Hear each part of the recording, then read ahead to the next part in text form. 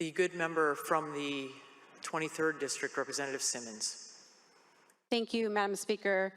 This is a really, really hard day for me. As you know, I joined the legislature in 2020 and 2021, January, and in February, the Supreme Court decision came in Blake, and I was here as, I believe, the only person with a Blake conviction. And you know, the first bill I didn't vote for, and it was a simple misdemeanor, and it had 2 mandatory law enforcement diversions.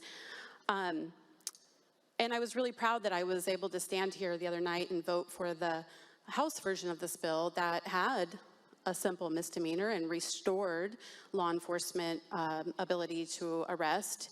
That means I had grown a little bit from my own traumatic experience and was responding to the needs of my community.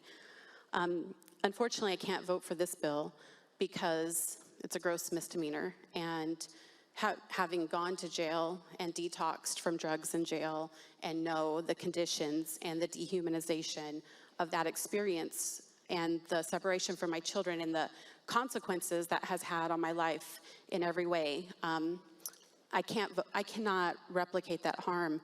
But I do want to combat some things I'm hearing on this floor, because if it wasn't for that gross misdemeanor, I would vote for this bill. And I want to point out, if I believed that this legislature would monitor the disparities and actually pull back and go to a misdemeanor in the future, I would vote for this bill. But it's been my experience, it's harder to undo things once we do them. But I do want to speak to the very good things in this bill and about the lived experience of people in recovery and what we need. And the opposite of addiction is not sobriety, it is connection.